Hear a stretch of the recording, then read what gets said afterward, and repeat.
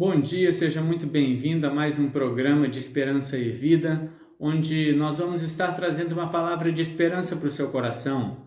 O texto que eu gostaria de deixar para você nesta manhã é o texto de Lucas, capítulo de número 1, o prólogo em que Lucas vai escrever como ele escreve, como ele pesquisa e como ele encontra e redige toda a sua carta. O texto vai nos dizer o seguinte, Lucas capítulo 1, do versículo do número 1 ao versículo de número 4.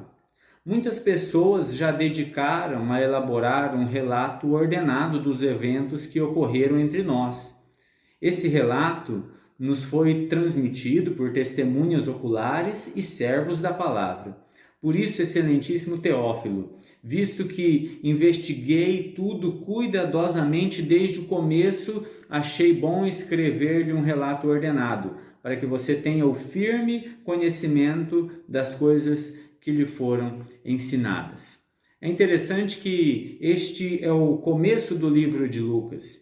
E aqui, no começo do livro de Lucas, ele faz afirmações de que o seu texto é confiável. E a pergunta que nós podemos fazer é: como nós confiamos em uma informação hoje em dia? Nós vemos muitas notícias muito estranhas, Você pode escutar a notícia de que um extraterrestre levou um certo bebê embora, de que uma velhinha atravessou o Oceano Atlântico nadando.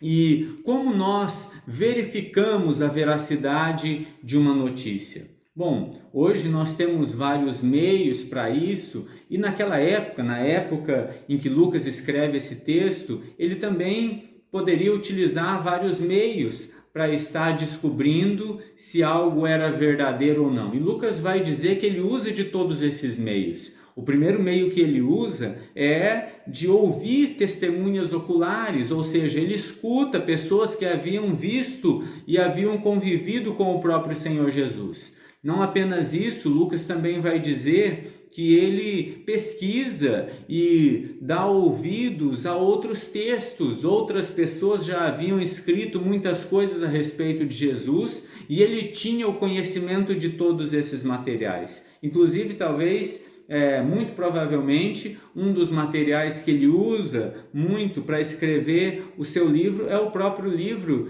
de Marcos. Mas não apenas isso, Lucas vai dizer que ele usa aquilo que ele vai chamar de servos da palavra, mestres reconhecidos. A pergunta que nós fazemos é: como hoje nós transmitimos informações? Hoje nós temos muitos meios para transmitir informações, não é? Utilizamos WhatsApp, jornal, revistas, utilizamos várias coisas, rádio, televisão, livros, mas naquela época as pessoas não tinham livros, não havia jornal, não havia televisão, não havia nenhum desses meios de comunicação. Então, como as pessoas transmitiam uma mensagem, uma informação a respeito de um terremoto, a respeito da vinda do imperador, a respeito de um exército chegando a um determinado lugar, conquistando uma determinada província? Isso era feito por aquilo que as pessoas conheciam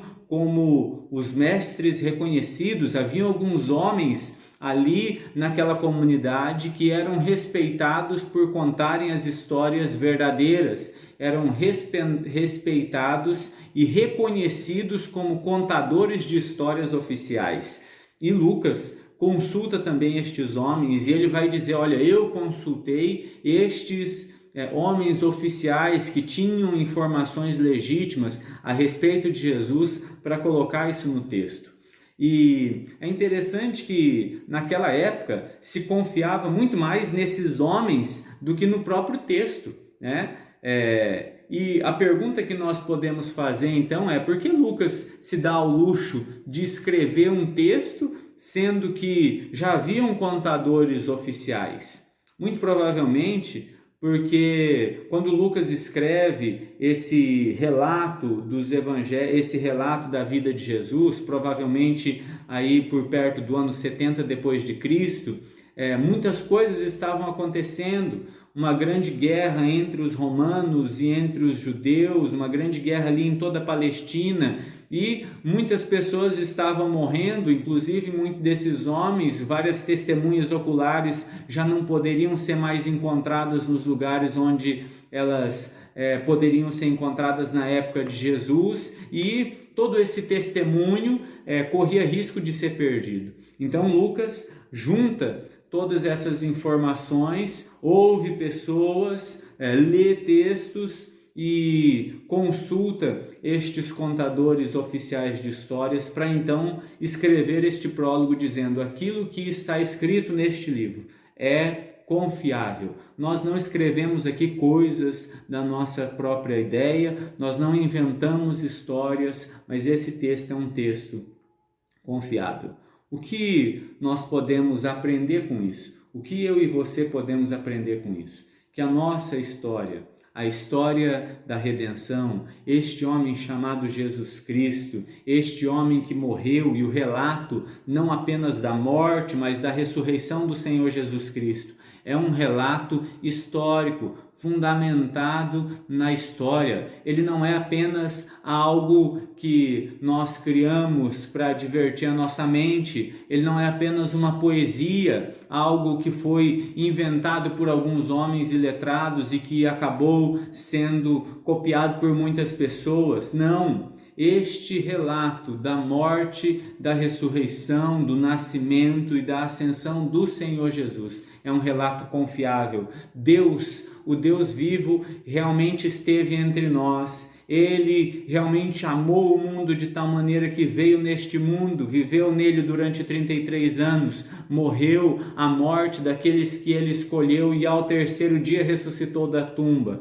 Esse relato bíblico é confiante. Que você possa olhar para este prólogo de Lucas e se lembrar de que nós temos um relato confiável, não apenas o dele, mas o dos outros 3 evangelistas, relatos confiáveis a respeito daquilo que o nosso Deus fez ao longo da história.